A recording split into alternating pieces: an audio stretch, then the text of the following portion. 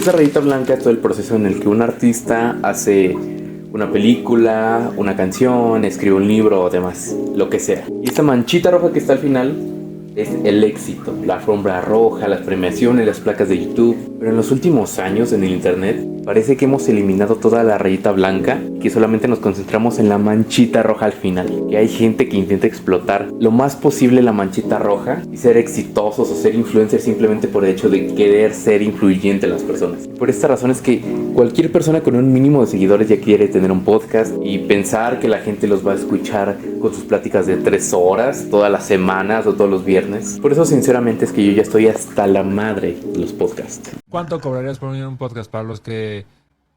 Aquí sí ya para los que nos estén escuchando que quieran contratar para un podcast?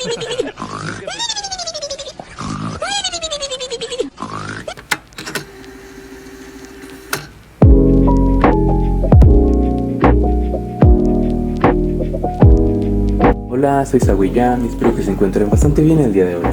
Y como les dije antes, voy a hablar sobre los podcasts.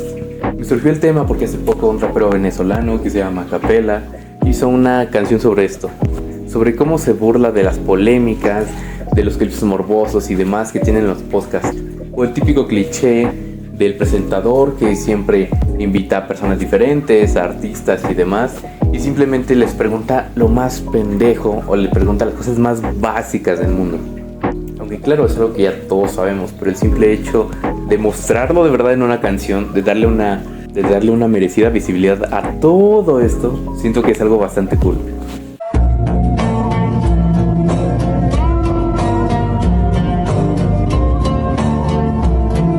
La verdad me siento identificado porque yo no le veo ninguna utilidad real a un podcast. Entiendo que tal vez es más fácil de consumir, que lo puedes escuchar mientras estás haciendo otras cosas y que no te interrumpa, pero sinceramente hasta las mamás mexicanas escuchan la telenovela mientras están haciendo otras cosas, entonces siento que es básicamente lo mismo. Hasta este video puede ser utilizado como lo mismo que hace un podcast. Puede estar alguien haciendo su tarea mientras escucha este video, aunque este video está hecho para también verse. Entonces por ese aspecto el contenido yo siento que puede usarse como sea. Puedes escuchar este video, una película, un podcast, pero aún así los podcasts siento que tienen una vibra mucho más vaga, mucho más simple, algo que es muy X sinceramente.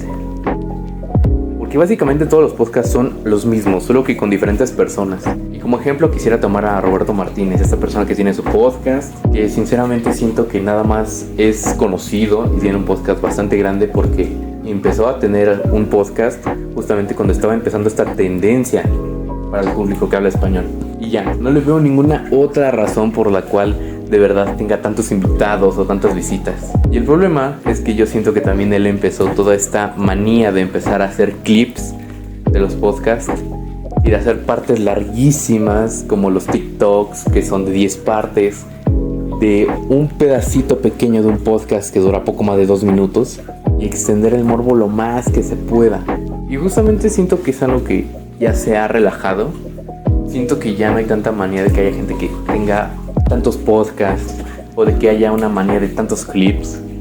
Aún así siento que es raro y que muchos podcasts son algo inútiles. No digo que todos, yo admito que hay podcasts que pueden ser bastante buenos, aunque la verdad yo no soy de escuchar podcasts.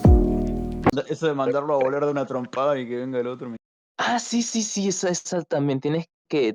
Eso, aunque te gaste una barra, eso es lo malo. Pero bueno, en fin, es eso.